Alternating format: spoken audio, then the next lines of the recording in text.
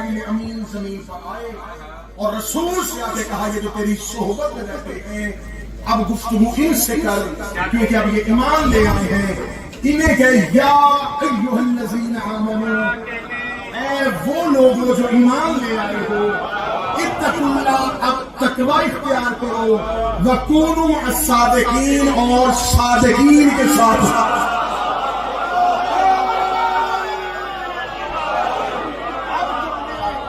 اسلام بھی لے آئے ہو، ایمان بھی لے آئے ہو، لیکن یہ میری تم سے خواہش نہیں تھی، اللہ کا مطالبہ تم سے ایمان تک نہیں تھا، اب تقوی بھی اختیار کرنا ہے۔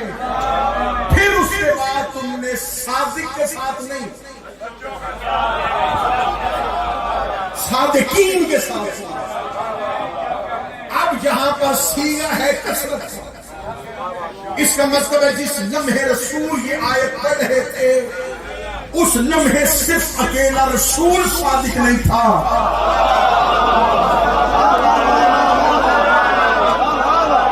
کچھ اور بھی صادقین تھے جن سے اللہ کہہ رہا تھا ان کے ساتھ۔ اب اس کا مطلب ہے کہ صادقین دور رسول میں موجود تھے۔ اب ہمارے پاس شیعہ سنی میں نہیں، عرب کے کافر بھی میرے نبی کو صادق کہتے ہیں۔ اسلام اور کفر کے درمیان متفقہ فیصلہ ہے کہ رسول اللہ صادق، یہ صرف مسلمان کے فرقوں کے درمیان نہیں، کافروں نے بھی تسلیم کیا ہے کہ حسنین کا نام صادق۔ اب ہم نے ڈھونڈنے ہیں صادقین۔ اب اللہ نے ہمیں معیار دے دیا ہے مصطفیٰ کو، جیسا یہ صادق ہے اس جیسے اور بھی صادق ہیں۔ اب یہاں پہ آ کے جھگڑا نہیں ہوا، جھگڑا رسول کی صداقت پر ہے، جھگڑا ہے امت میں صادقین میں۔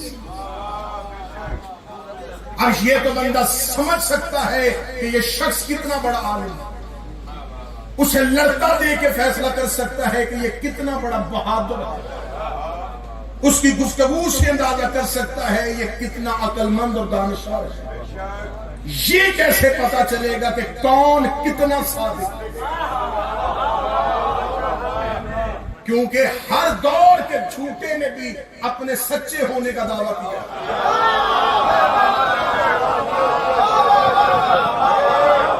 کائنات میں کوئی شخص اپنے آپ کو جھوٹا نہیں کہہ رہا، ہر کوئی کہتا ہے میں سچا ہوں۔ تو پھر کیسے پتا چلے کہ صادقین کون؟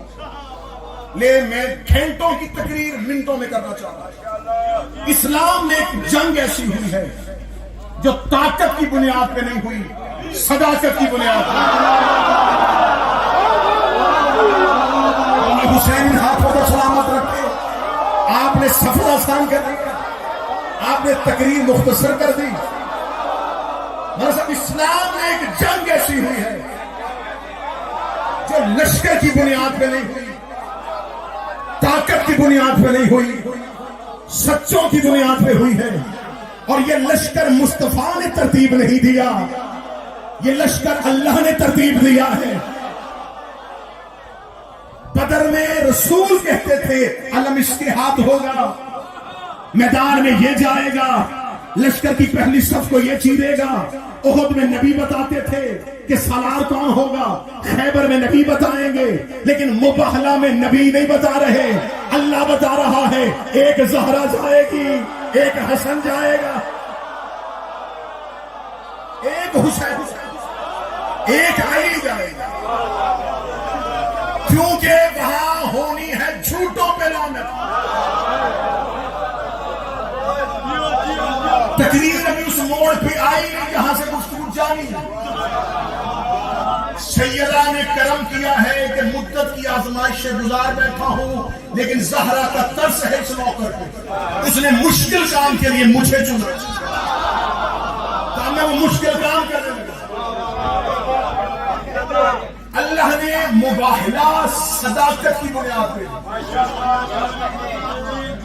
مباہلہ صداقت کی بنیاد ہے، اور یہ لشکر اللہ کا چنا ہوا لشکر، رسول کو اختیار ہی نہیں دیا، فرمایا میں کہتا ہوں جنہیں لے کے جانا ہے، اب یہ جو سچے ہیں یہ اللہ کے سچے ہیں۔ مجھے تقریر ایسے بند کتاب جیسے کھلتی ہے تو پتہ چلتا ہے صفحے میں کیا لکھا۔ اب اس جملے میں تقریر کھلنے لگی، یہ عزت والے ذاکرین سے دعا لوں، صدا سے دعا لوں، جھگڑا ابھی بھی نہیں ہوا، جھگڑا اس وقت شروع ہوا جب اہل بیت کا صدیق اور اہل بیت کی صدیقہ کے مقابلے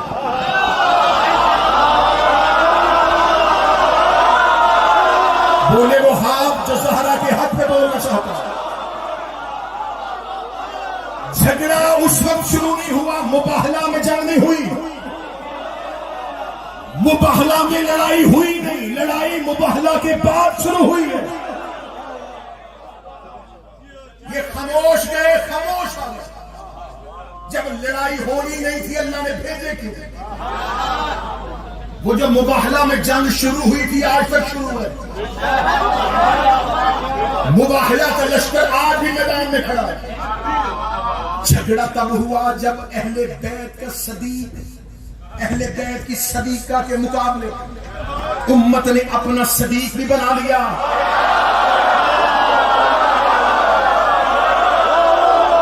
اپنی صدیقہ بھی بنا لی۔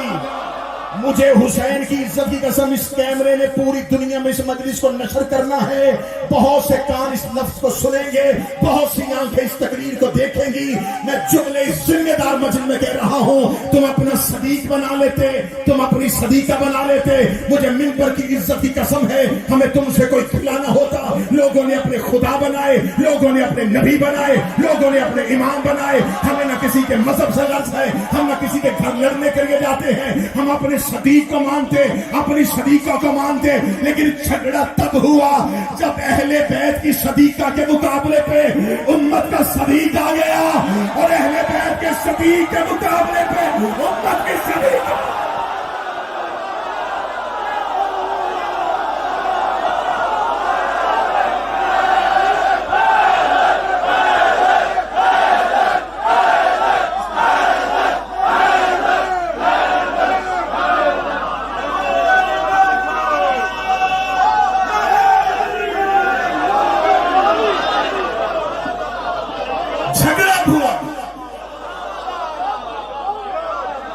اہل بیت کی صدیقہ، امت کا صدیق، اہل بیت کا صدیق، امت کی صدیقہ۔ اب یہاں سے کسی ایک کو واپس لانا،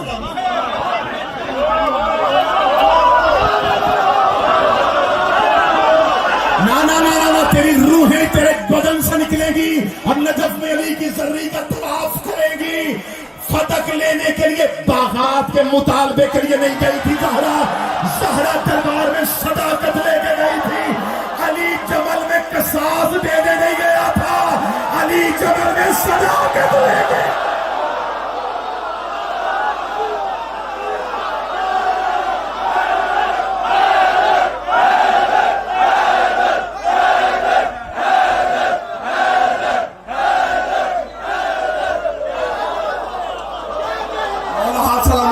زہرا یہ ہاتھ سلامت، سید آپ کی جوانی کو سلامت، سیدہ ان ہاتھوں کو سلامت۔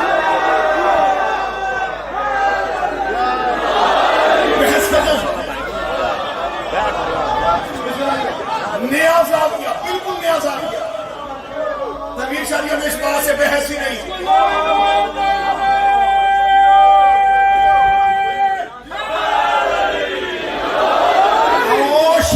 جھگڑے ختم کرو، میرا پیغام ہے ہر سنی کو۔ میں منبر پہ ہاتھ رکھ کے کہہ رہا ہوں، کربلا میں حسین اور عباس کی دہلیز پہ مانگ آئیے۔ اس تقریر کے بعد بندہ یا کافر ہوگا یا مومن ہوگا، درمیانہ رستہ ہے ہی نہیں۔ اب ہماری بحث ختم، کہ فتح وراثت کا معاملہ تھا، نبی نے کوئی حدیث لکھی تھی. اب یہ بحث نہیں ہے کہ بات کون سا وراثت بنتی تھی کہ نہیں بنتی تھی، نبی نے حدیث لکھی تھی کہ نہیں لکھی تھی. یہ بحث ختم. بحث ہے، یہ ہے قرآن کی سلیقہ.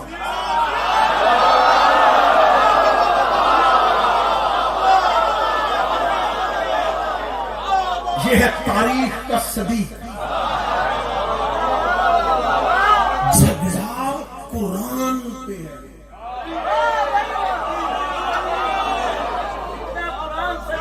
جملہ میں دھیما کہوں گا لیکن اس کا نتیجہ بڑا اونچا ہے. پھر احمد شادی فتح وراثت کا مسئلہ نہیں تھا، جمل خلافت کا مسئلہ نہیں تھا، فتح بھی صداقت کا مسئلہ تھا.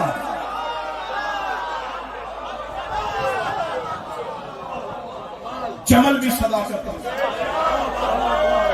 فتح اور جمل کے تاریخی حقائق میں نے جانا ہی نہیں، بہت تفصیل سے پڑھ چکا ہوں. فتح بھی جمل بھی.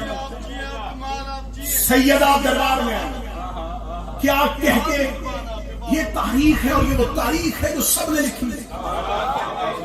تم اپنی مرضی کا ہسٹورین اٹھاؤ، تم اپنی مرضی کا ابن اسحاق سے شروع ہو جاؤ اور ابن خلدون سے گزرتا ہوا شبلی نمامی تک پہنچ. تیرے تمام مورخین نے لکھا کہ سیدہ دربار میں گئی اور یہ کہہ کے بیوی کی وراثت لی گئی.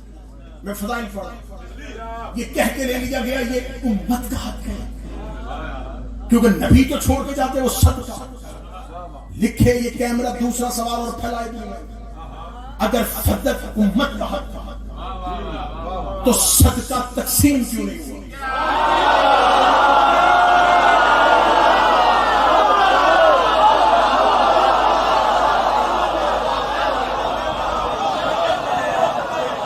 مجھے حسین کی ماں کی قسم ہے اپنے موقف سے 1 انچ پیچھے نہیں ہٹوں گا. ملک ملک ملک ملک ملک جتنے ملک چھوڑوں گا 4 گز مٹی تو کہیں نہ کہیں مل ہی جائے گا.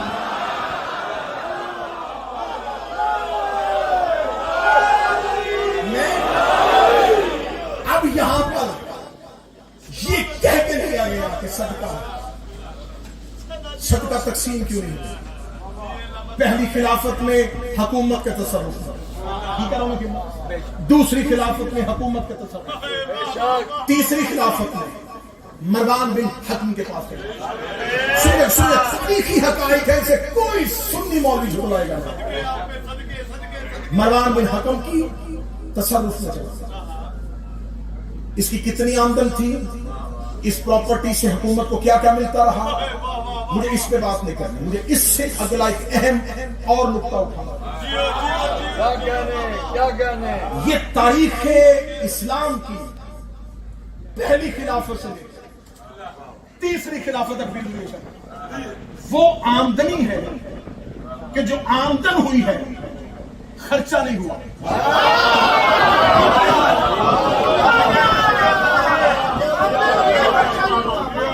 علم اقتصادیات، علم معاشیات، علم اکاؤنٹ سمجھنے والے میں نظر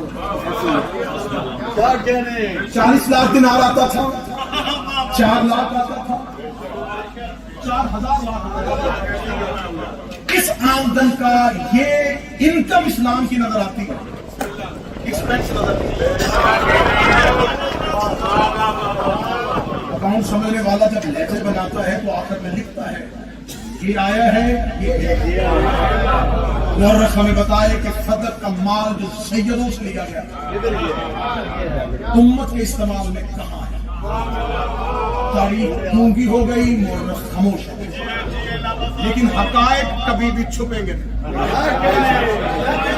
مجھے ایک جگہ سے یہ ساری آمدن اکٹھی مل گئی.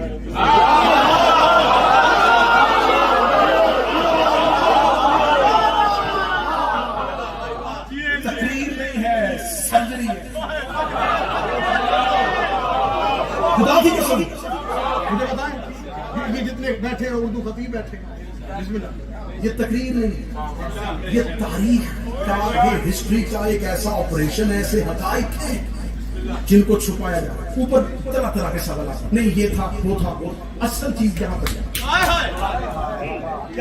انکم آئی ہے، خرچ کہاں پہ؟ کم مانگی تھی 11,000، 25 سال کے بعد 35 ربیع الاخر تھا، امیر المومنین کے مقابلے میں اس وقت امیر المومنین کی حکومت قائم ہوتا، ایک لشکر مدینہ سے نکلا، وہ مکہ سے وہ بصرہ پہنچا، بصرہ سے رسول کی ایک زوجہ نے اس لشکر کی قیادت کی، یہ 30,000 کا لشکر بصرہ سے نکل کے اس میدان میں پہنچ گیا، اس لشکر کی تعداد 30,000، اس کا سامنا کرنے کے لیے امیر المومنین 20,000 کا لشکر لے میدان میں سامنے سے، اب یہ جو علی لشکر لے کے گئے ہیں یہ 20,000، یہ سرکاری لشکر ہے، جو محنت پہ نہیں بولے گا تو پھر میں کیا پڑھوں؟ یہ لشکر سرکاری لشکر، یہ فوج سرکاری فوج، کیونکہ علی گورنمنٹ میں علی کی حکومت ہے، اب اگر کوئی لشکر جائے گا تو یہ لشکر اسلام ہے، یہ لشکر اسلامی ہے، ان کی تنخواہیں مقرر ہیں، ان کے خرچے مقرر ہیں، یہ تمام اخراجات علی کی حکومت کے اندر، یہ سامنے 30,000 کا لشکر، یہ پرائیویٹ ہے،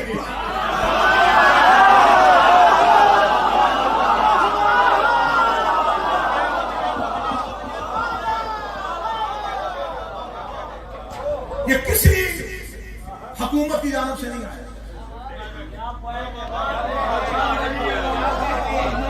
بصرہ کا گورنر نکلا تھا میں، شام کا حاکم آیا تھا، یہ چھوٹے چھوٹے قبیلے نکلے تھے، مطالبہ قصاص کا تھا ہی،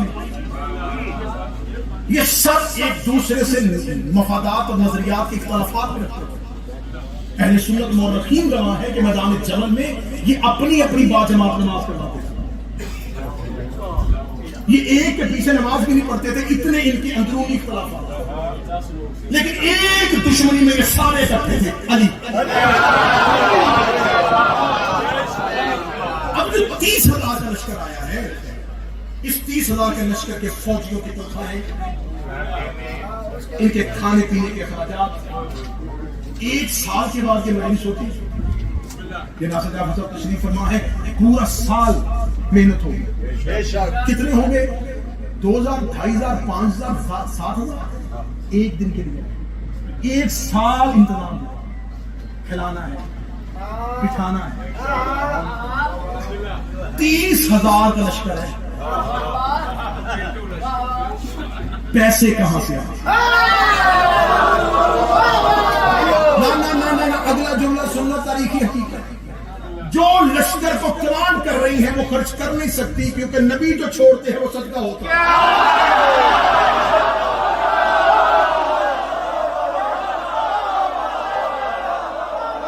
وراثت تو تقسیم ہوئی نہیں،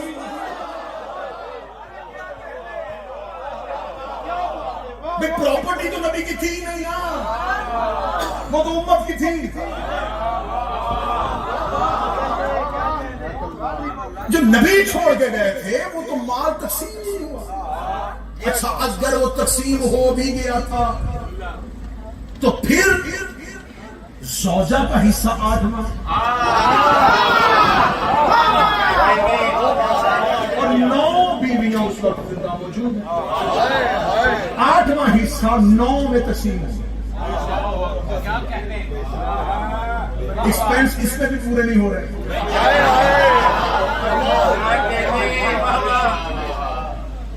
اب اس تقریر کو میں ایسے گھماتا رہوں گا، میرے ساتھ چلتے رہیں گے، یہ وہ تاریخی حقائق ہے جن سے نظر ہٹانے کے لیے آپ کو طرح طرح کے سوالات میں الجھا دیا جاتا ہے، حقائق اجتہادی تھی، حباب کے کتے بھونکے تھے، 40 لوگوں نے قرآن میں گواہیاں دے دی تھی، بعد میں معذرت بھی ہو گئی تھی، صلح بھی ہو گئی تھی، حالات بھی بہتر ہو گئے تھے، زہرا کو بھی سمجھا دیا گیا تھا، وراثت کا معاملہ تھا، ایک حدیث کا مسئلہ تھا، یہ تمام وہ سوالات ہیں جو پیدا کیے گئے تاکہ بچہ اس جگہ پہ نہ پہنچے جہاں پر پوری کی پوری تاریخ کھڑی ہے۔ ہمارا سوال یہ ہے جو زہرا سے چھینا گیا تھا وہ فتح تقسیم کیسے ہوا تھا؟ وہ امت میں تقسیم نہیں ہوا تو اس کو تصرف میں کہاں لایا گیا؟ وہ اخراجات کہاں پہ ہوئے؟ لیکن تقریر ختم اور آخری جملہ ہے جو زہرا سے سینہ گیا تھا جمل میں علی کے خلاف اقتدار.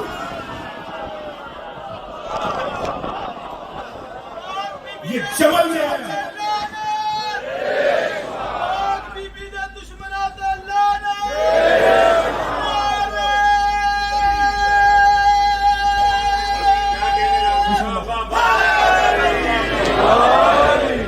سیدہ اپنے موقف سے پیچھے ہٹی علی اپنے موقف سے پیچھے. فضائل ختم اور تقریر کی آخری 3 منٹ کی فضائل کی بات, اور وہ بھی صرف نعرہ لگوانے کے لیے نہیں, ایک حقیقت پہنچانے کے لیے. آج کی تقریر کے بعد اہل سنت نوجوان جو اس تقریر کو سن رہے ہیں وہ اپنی مرضی کے مولانا کے سر پہ قرآن رکھ کے ضرور پوچھیں کہ آپ اہل سنت کے نزدیک سیدہ معصومہ ہے کہ نہیں. سوال ہے نا, ہم پہ سوال نہیں ہوتے, ہم سوالات کے جوابات نہیں دیتے. یہ کیوں, یہ کیوں, یہ کیوں, یہ کیوں, یہ کیوں, یہ کیوں. ایک سوال ہم پیدا کر رہے ہیں, سیدہ معصومہ ہے. اگر مولانا کہے کہ نہیں, اس کے سامنے فوراً میرے اہل سنت بھائی جو اس تقریر کو سن رہا ہے, اس کے سامنے فوراً انما یرید اللہ کی آیت پڑھنا اور اسے کہنا بنص قرآن عصمت زہرا ثابت. وہ کہے گا ہاں ہاں ہاں ہاں زہرا معصوم ہے. اسے کہنا معصوم کی تعریف کیا ہے. میں فقہی اصطلاح میں نہیں آتا, میں کوئی مشکل کوئی بھی اصطلاحات استعمال نہیں کرتا, میں آسان. معصوم اسے کہتے ہیں جس سے کبھی پوری زندگی میں کوئی خطا سرزد نہ ہو. تقریر ختم ہو چکی ہے. اگر اس کو تھوڑا سا مشکل کروں تو پھر یہ بنے گا جس سے کوئی واجب ترک نہ ہو, اسے معصوم. اور زہرا کی عصمت کے معاملے میں صحیح بخاری میں نبی کی زوجہ کی گواہی موجود. جب اس سے پوچھا گیا تھا کہ زہرا کتنی پاک, اس نے کہا اتنی پاک ہے کہ ظہر کے بعد حسن جیسا امام آیا تھا اور یہ عصر کے لیے مصلی پہ دوبارہ آ گئی تھی.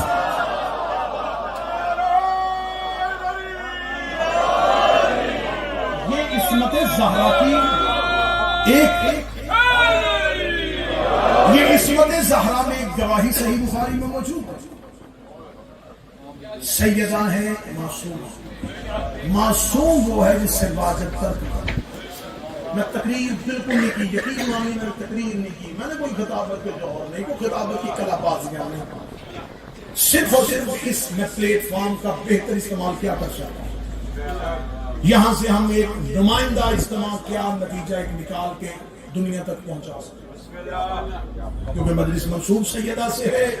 ایک بندہ بھی زہرا کے ہاتھ کو مان گیا تو اس پورے مجمع کے کھڑے ہو کے داد دینے سے مجھے اس بندے کا مذہب پہ آنا چاہیے. آپ سے دعائیں تو ہم لیتے ہیں اور لیتے رہیں گے. سیدہ معصوم اور معصوم وہ ہوتا ہے جسے واجب ترک کرتا. اب اسی مولانا سے پوچھئے گا کہ شریعت محمدیہ میں سلام کہنا سنت, جواب دینا واجب.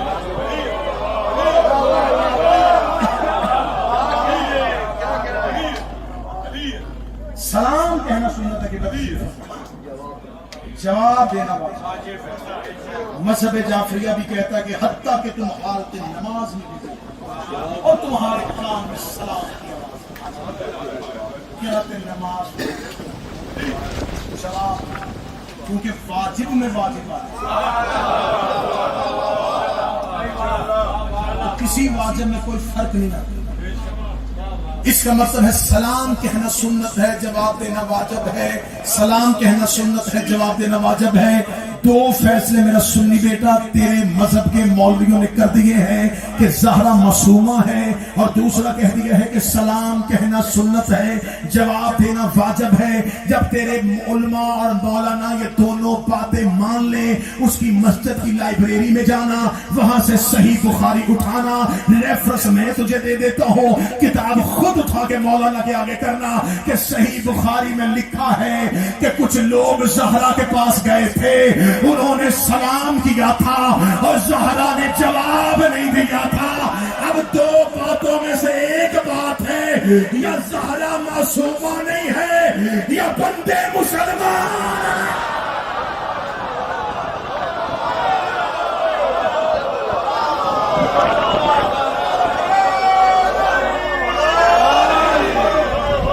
مسلمان کے سلام کرو,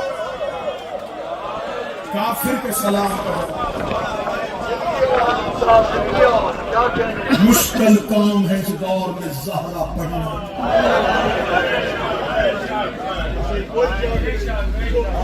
ہر کوئی آسانیوں میں رہنا چاہتا ہے,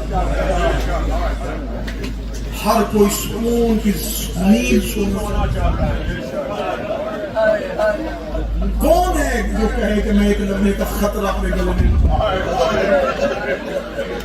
کون ہے یہ کہے گا کہ میں اپنی زندگی اجیرن کر دوں, میں اپنا سکھ برباد کر دوں؟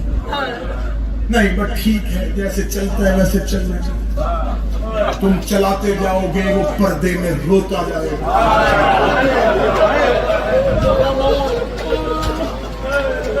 اس لیے کہ تم نے تاریخ میں پڑھا ہے کہ دربار میں کھڑی تھی, اس نے آنکھوں سے دیکھا ہے.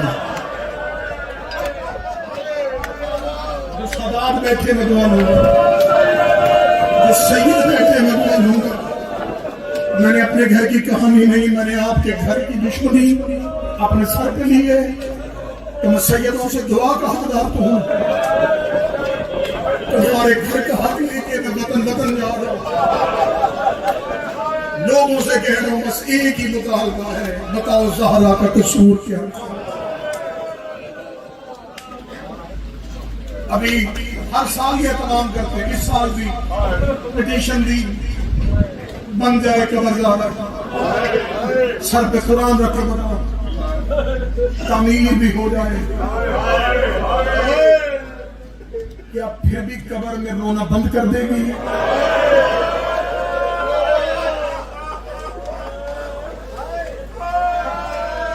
دو علم قرآن سامنے, منبر پہ آ جانا قسم ہو سکتا, منبر پہ آ کے قسم دینا ذاکری نہیں, منبر پہ کھڑے ہونا قسم. میں مجمع کے سامنے نہیں, میں 14 کی کچہری میں کھڑا, میں اتنے عزت والے ذاکرین کے سامنے یہ لفظ کہنے لگا, خدا کی قسم منبر پہ پڑھا ہی نہیں گیا کہ کتنی زخمی تھی.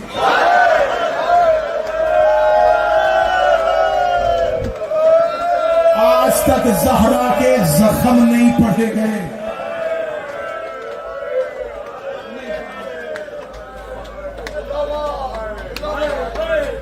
سیدہ کے زخم پڑھے ہی نہیں,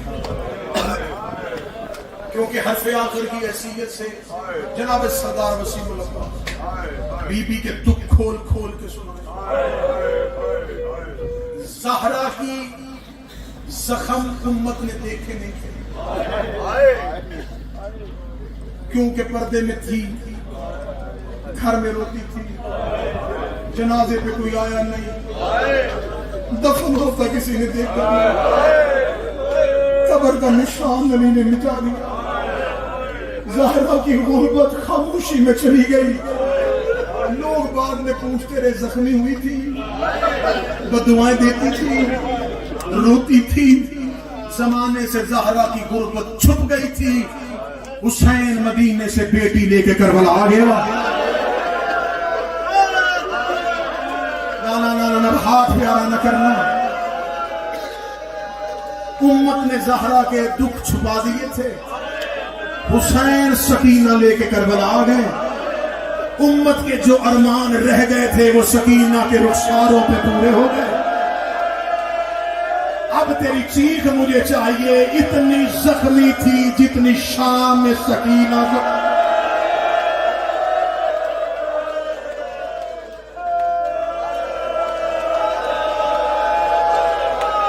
5 سال سے بیٹھا ہوں 2 بھائیوں کی قبروں میں. فجر کی نماز کی ذریعہ شادی میں نے حرم حسین میں پڑھی. بین الحرمین سے گزرتا ہوا میں روضہ بن فضل لباس پہ گیا. بین الحرمین میں کتابوں کی دکان کے شیشے پہ لگی مجھے کتاب نظر آئی. دکان بند تھی, میں کتاب کو دیکھ کر رک گیا. علی باس کتاب کے لکھا تھا من الفاطمہ الی الفاطمہ.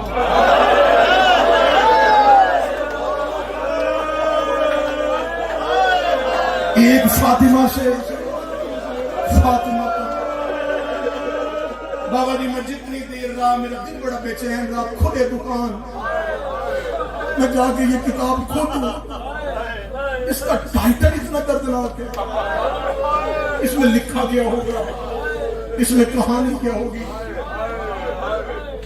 دکان کھلی میں پہنچا میں نے جلدی سے کتاب میں نے کتاب کھولی ابھی مجھے اندر جانے کی ضرورت نہ پڑی کتاب کے ٹائٹل پہ لکھا تھا یہ کتاب 2 شہزادیوں کے تذکرے پر ہے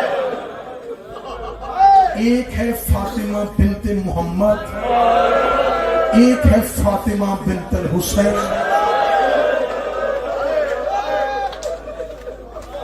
میں نے تنویر شاہ جی کتاب کا اگلا صفحہ کھولا اگلے صفحے پہ اس مؤلف نے لکھا تھا دونوں کے درد اکٹھے کیے اس نے کہا ان دونوں کے نام کا مشترک ہونا اتفاق نہیں تھا مشیت پروردگار تھی دونوں کا نام بھی ایک جیسا تھا مقدر بھی ایک جیسا تھا وہ بھی باپ کو بڑی پیاری تھی یہ بھی باپ کو بڑی پیاری ہے اب بندہ بولے جس کے گھر میں 4 یا 6 سال کی بیٹی ہے اسے بھی بابا بڑا پیار کرتا تھا اسے بھی بابا بڑا پیار کرتا تھا اسے کا دکھ یہی رلا گیا اسے بھی باپ کے بعد کسی نے رونے نہیں دیا اسے بھی باپ کے بعد کسی نے رونے نہیں دیا اگلا جملہ لکھا اسے کا ایک درد ایک پھر مشترک ہے وہ بھی باپ کے بعد چھپ چھپ کے روتی رہی یہ بھی باپ کے بعد چھپ چھپ کے روتی رہی اب میں منت نہیں کروں گا میں جملے پڑھتے جاؤں گا انہوں نے کہا ایک درد پھر اکٹھا ہو گیا لیکن ایک فرق آ گیا وہ چہرے پہ ہاتھ رکھ کے روتی تھی وہ پہلو پہ ہاتھ رکھ کے روتی تھی ایک ہاتھ پہلو سے نہیں اٹھا ایک ہاتھ چہرے سے نہیں اٹھا ایک کا پہلو زخمی تھا ایک کا چہرہ زخمی تھا وہ کہتے وہ جو پہلو پہ ہاتھ رکھ کے روتی تھی اسے صرف ایک تازیانہ لگا تھا اور جو چہرے پہ ہاتھ رکھ کے روتی تھی مدینے سے چلی بابے کے ساتھ کربلا تک پردے میں رہی کربلا سے شام تک شمر کے ہاتھ میں لوہے کا تالیا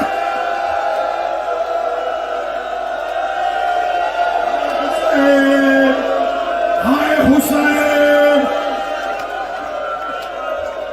شمر کے ہاتھ جس کے گھر میں بیٹی ہے جس کے گھر میں بچی ہے لوہے کا تالیانہ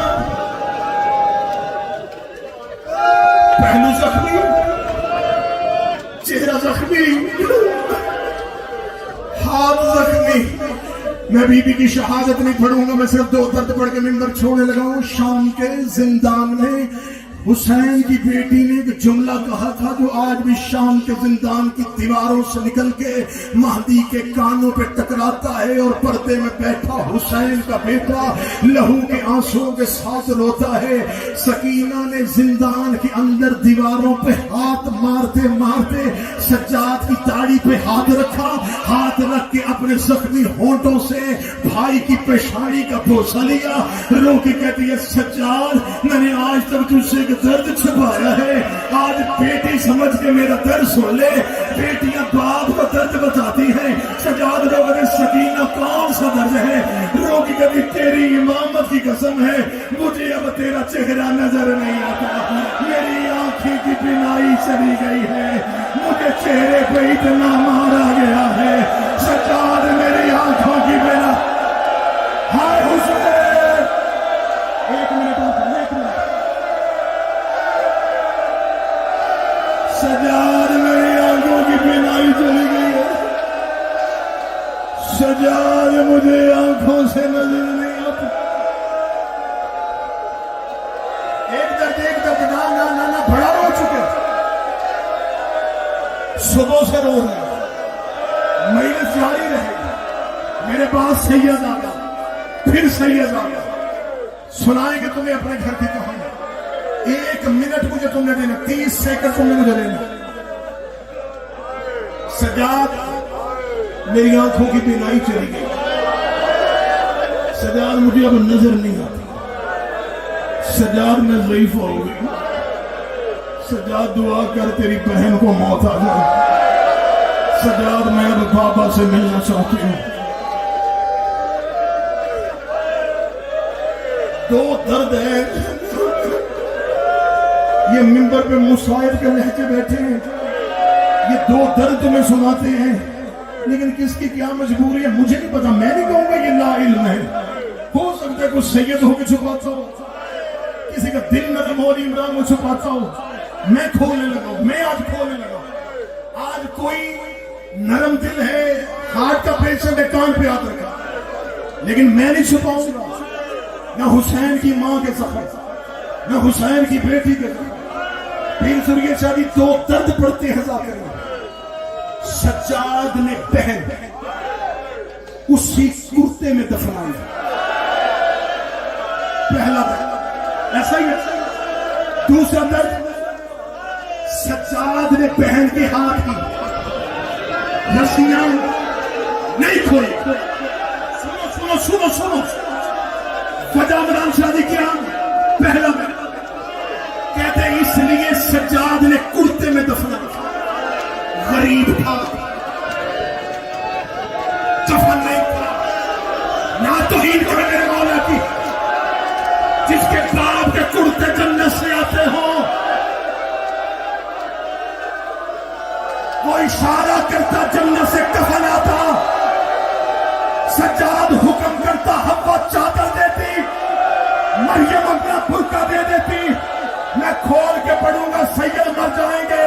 میں تمہیں بتاتا ہوں کیوں کرتے میں دفنائی ہے. اور زنجیر کے ماتمیوں, تم 10 محرم کو پرسا کر کے گھروں کو آتے ہو, تمہاری بہنیں تمہارے زخم صاف کرتی ہیں. ماں کہتی ہے اس کی قمیض آہستہ اتارنا, اس کی قمیض اس کے زخموں میں پھنس گئی ہے. اور تو 1 گھنٹے کے لیے وہ کرتا نہیں پہنتا. سکینہ پورا سا حوصلہ حوصلہ حوصلہ. آدھا منٹ بیٹھو بیٹھو بیٹھو بیٹھو. تمہیں غریب زہرا کا واسطہ, غریب زہرا کا واسطہ. نا نا نا نا نا, میرا مقصد مجلس بنانا نہیں.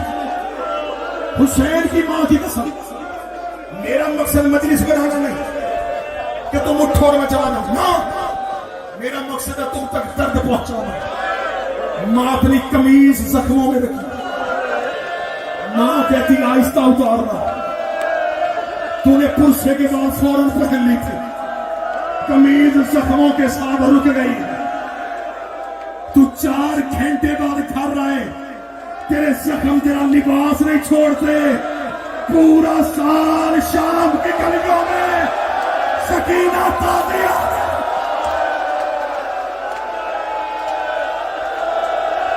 10 سیکنڈ.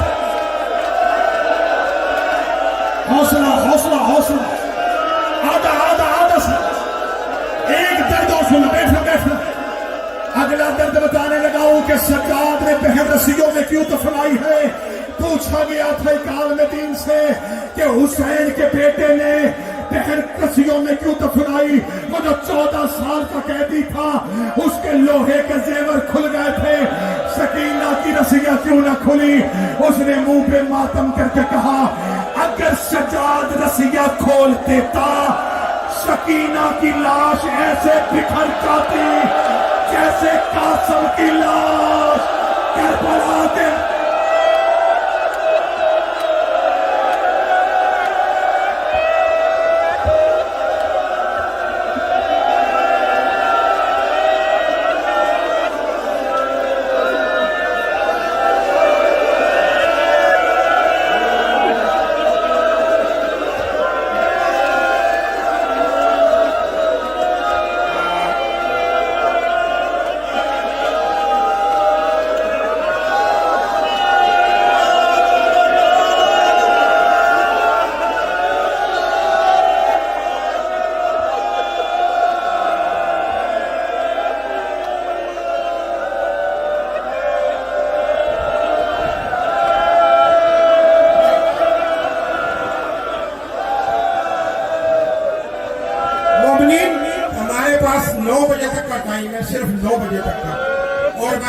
ذاکر باقی ہیں، میں التماس کروں گا 10-10 منٹ کے مسائل پڑھ کے برہمگی کرائیں، ابھی ماتمداری بھی ہونی ہے، میں معذرت چاہتا ہوں پلیز.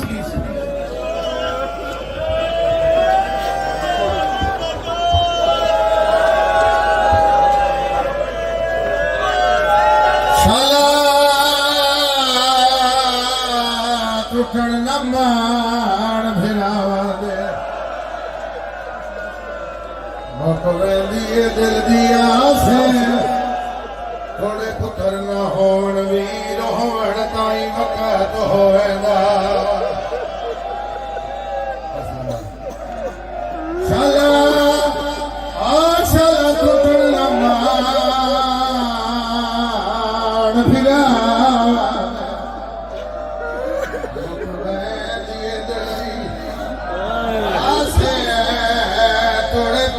نہ ہون آئے وہ ویر ہون تائی وقت ہوئے دا جلدی بنا دا